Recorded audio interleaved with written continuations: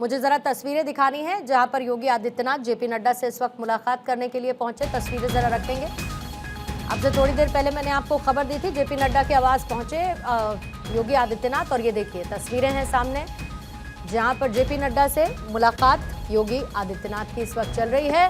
और साथ ही political editor Aditi नागर इस वक्त हमारे साथ जुड़ चुकी हैं। अदिति, बैक टू बैक मुलाकातों का सिलसिला, प्रधानमंत्री के बाद जेपी नड्डा के बाद गृह मंत्री अमित शाह, यूपी के एजेंडे तय। बिल्कुल, देखिए ये बेहद खास मुलाकात है और इस खास के पीछे की वजह यही है, संगठन में जो वहां पर बदलाव होने हैं। सबसे पहले प्रदेश अध्यक्ष की नियुक्ति और उसके बाद जो संगठन में बड़े बदलाव। देखिए, भारतीय जनता पार्टी जब चुनाव की तैयारी करती है तो 2 साल पहले किसी भी राज्य, और जब बात उत्तर प्रदेश की तो जाहिर तौर पर उसकी पूरी प्लानिंग और तैयारी की बात होती है। योगी आदित्यनाथ ने पहले प्रधानमंत्री नरेंद्र मोदी से मुलाकात की। संभवतः जिस तरीके से किसी एक नाम पर कंसेंसस नहीं बन पा रहा है, उसको लेकर पहले भी मुलाकातें हुई। 10 मार्च 2025 में जब आए थे तब भी योगी आदित्यनाथ ने मुलाकात की थी। और अभी फिलहाल आपको बता दें कि पार्टी के राष्ट्रीय अध्यक्ष जेपी नड्डा से मुलाकात करने पहुंचे हैं योगी आदित्यनाथ। ये महत्वपूर्ण मुलाकातें जो चल रही हैं, इसको अगर समझा जाए तो वैसे अक्सर योगी आदित्यनाथ प्रधानमंत्री से मुलाकात करते हैं, जिसमें कई योजनाओं का जिक्र होता है। उत्तर प्रदेश के कई बड़े फैसलों को लेकर भी मुलाकात होती है। जैसे 10 मार्च 2025 को नई दिल्ली में 1 घंटे तक मुलाकात हुई थी। वो महाकुंभ के समापन के बाद उनकी पहली औपचारिक बैठक थी।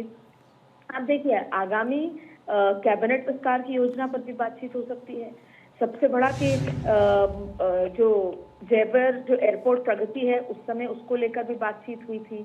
जिला अध्यक्षों के नामकरण, राष्ट्र संगठन जो सुधार था, उसको लेकर बातचीत थी। लेकिन जो आज मुलाकात हुई है, उस मुलाकात में आप देखिए पार्टी के जो संगठन को जो मजबूत करना है, पार्टी के अध्यक्ष का कौन चेहरा होगा, इन तमाम चीजों को लेकर ये मुलाकात बेहद खास लग रही है। और ये और भी इससे खास है नहीं, और सबसे बड़ी बात अदिति, उत्तर प्रदेश जैसे कॉम्प्लेक्स स्टेट में जहां पर वोटों का समीकरण, क्षेत्रीय समीकरण, इन तमाम चीजों को साधना है। यूपी अध्यक्ष, जो प्रदेश का अध्यक्ष है, उसका चुनाव करना बहुत ज्यादा आसान नजर नहीं आता है, क्योंकि लोकसभा चुनावों के दौरान उत्तर प्रदेश में बीजेपी को एक डेंट हुआ था, जिसका ओवरऑल इम्पैक्ट लोकसभा में जीती हुई सीटों पर भी साफ तौर पर दिखा था।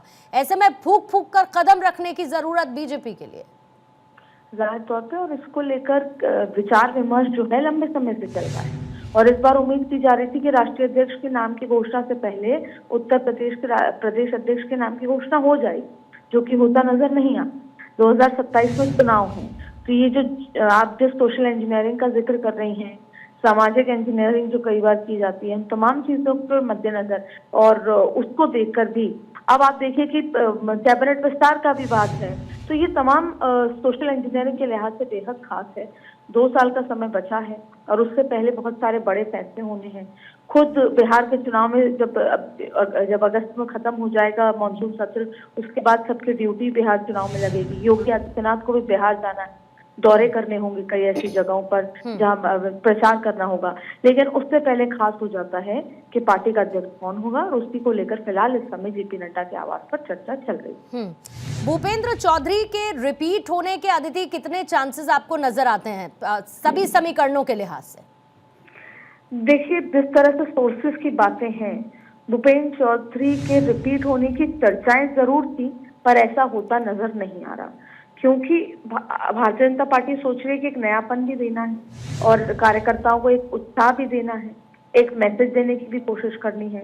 ये बात अलग है कि अलग अलग सोच विचार के चलते जो अलग अलग गुट हैं, वो अलग अलग सोच रखते हैं। योगी आदित्यनाथ की सोच कुछ और है प्रदेश अध्यक्ष को लेकर, दिल्ली में सोच कुछ और है।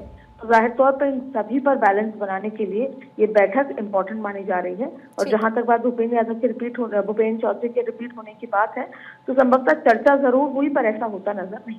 ठीक है, बहुत बहुत शुक्रिया अदिति आपका जानकारी के लिए।